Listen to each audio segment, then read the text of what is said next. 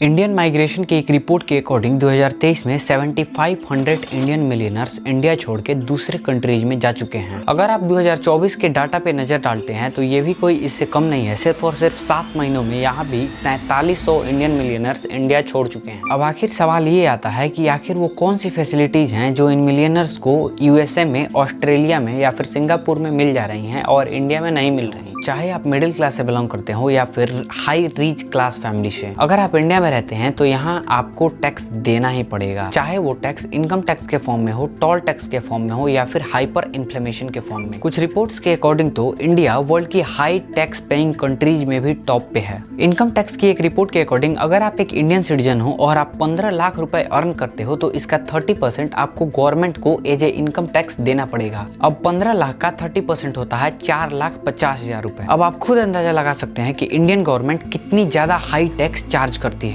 और ये टैक्स तो बड़े बड़े इंडस्ट्रियलिस्ट और बिजनेसमैन के लिए भी और भी ज्यादा पड़ता है। अब जाहिर सी बात है, अगर गवर्नमेंट इतना ज्यादा टैक्स ले रही है, इतना ज्यादा टैक्स चार्ज कर रही है तो उसको अच्छी फैसिलिटीज प्रोवाइड करानी चाहिए। लेकिन इसके बदले में हमको गवर्नमेंट फैसिलिटीज कैसी प्रोवाइड कर रही है? हॉस्पिटल्स जिसमें सफिशिएंट बेड्स नहीं है, जिसमें डॉक्टर्स प्रॉपरली वर्क नहीं करते, कैपिटल सिटी के रोड्स पे जगह जगह पे गड्ढे हैं, जो ब्रिजेस बनाए जा रहे हैं वो मात्र 3 महीने के अंदर ही कोलैप्स कर जा रहे हैं। स्कूल में ऐसे टीचर्स जिनको खुद इंग्लिश की स्पेलिंग नहीं पता है।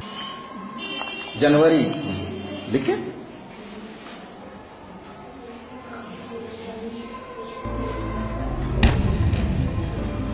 और तो और गवर्नमेंट को इस बात की भी कोई चिंता नहीं है कि आप जिस इन्वायरमेंट में रहते हैं उस इन्वायरमेंट को इंडस्ट्रीज के पोल्यूशन द्वारा किस तरीके से गंदा किया जा रहा है। और गवर्नमेंट ऐसी इंडस्ट्रीज जो कि स्मोक इमिट करती हैं बहुत ही लार्ज अमाउंट में, उनके लिए ना तो कोई एक्शन लेती हैं और ना ही कोई रूल बनाती हैं। आप जिस इन्वायरमेंट में रह रहे हो उसमें आप सिगरेट ना पीकर भी 10 सिगरेट का सेवन रेगुलरली कर रहे हो। और ये सिर्फ आप नहीं, आपके बच्चे, आपके बूढ़े माँ बाप, सब लोग इन 10 सिगरेट्स का सेवन रेगुलरली कर रहे हैं। अगर आप इन्वायरमेंटल पोल्यूशन इशू से लेकर और भी ज्यादा डिटेल में वीडियो देखना चाहते हो तो मैंने बना रखी है, डिस्क्रिप्शन में आपको लिंक मिल जाएगी। इसके साथ साथ ना अच्छी जॉब अपॉर्चुनिटीज, जो कंपनीज मार्केट से ऑलरेडी बहुत ज्यादा प्रॉफिट अर्न कर चुकी हैं, गवर्नमेंट द्वारा उन कंपनीज को ही प्रमोट किया जा रहा है और दोबारा से उनको ही मार्केट में डोमिनेट करने दिया जा रहा है। इंडियन गवर्नमेंट इन बड़े बड़े कंपनीज से फंडिंग ले रही है और बाद में जब ये फंडिंग नहीं चुका पा रहे हैं तो इन कंपनीज को पूरा छूट दे दिया जा रहा है कि ये जिस हद तक चाहें उस हद तक अपना प्राइस बढ़ा सकते हैं। और जो फंडिंग इनसे गवर्नमेंट ने ली थी उस फंडिंग का सारा पैसा ये जनता से लूट रहे हैं, जिसका नतीजा ये देखने को मिल रहा है कि रिचार्जेस के रेट बढ़ रहे हैं। देश में बहुत जगह हाइपर इन्फ्लेमेशन देखने को मिल रहा है और इसका सारा बर्डन किस पे जा रहा है? देश की गरीब जनता पे, मिडिल क्लास फैमिली पे, वर्किंग क्लास पे, उन लोगों पे जो कि 2 वक्त की रोटी जुटाने के लिए 12-12, 15-15 घंटे काम करते हैं। आखिर इस चीज को वो मिलियनर्स कब तक बर्दाश्त कर सकते हैं जो कि सालों के $1,000,000 अर्न कर रहे हैं? इसलिए वो ऑस्ट्रेलिया, अमेरिका, सिंगापुर, दुबई जैसी कंट्रीज में मूव कर रहे हैं, जहां उनको बिजनेस अपॉर्चुनिटी के साथ साथ अच्छी इन्वायरमेंट भी मिल रही है। इसके साथ साथ वहां पे एम्प्लॉयमेंट रेट भी बहुत ज्यादा मिल रहा है। अगर आप अमेरिका और जर्मनी जैसी कंट्रीज में रहते हैं और वहां पे आप सही से टैक्स पे करते हैं तो आपके बच्चे फ्री में पढ़ सकते हैं, वो भी क्वालिटी वाली एजुकेशन फैसिलिटीज में। यहाँ हम उन मिलियनियर्स को तो नहीं रोक सकते हैं, लेकिन हम आवाज उठाएं तो गवर्नमेंट भी इसको सुनती नहीं है। लेकिन गवर्नमेंट हमसे अगर इतना ज्यादा हाई टैक्सेशन चार्ज कर रही है तो या तो वो फैसिलिटीज ऐसी प्रोवाइड करे जिससे हमको प्राइवेट कंपनीज का सहारा ना लेना पड़े। यहाँ इतने टैक्सेस देने के बावजूद भी आपको प्राइवेट कंपनीज को भी पैसा देना पड़ता है, क्योंकि जो टैक्स आप देते हो वो सारा गवर्नमेंट खा के बैठ जाती है। अगर उसको सही जगह पे इन्वेस्ट किया जाता तो जनता को प्राइवेट कंपनीज की तरफ मूव करने की कोई भी जरूरत नहीं पड़ती। देश में BSNL सिम होने के बावजूद आपको जियो जैसी सिम में हाई रिचार्जेस के चार्ज पे करने पड़ रहे हैं। तो या तो गवर्नमेंट को ऐसी फैसिलिटीज हमको प्रोवाइड करना चाहिए जिससे हमको किसी भी प्राइवेट इंस्टीट्यूशन या फिर प्राइवेट हॉस्पिटल या फिर प्राइवेट कंपनीज पे मूव करने की कोई भी जरूरत ना पड़े। या फिर गवर्नमेंट अगर ये सब नहीं कर पा रही है तो उसको टैक्सेशन रेट को कम कर देना चाहिए।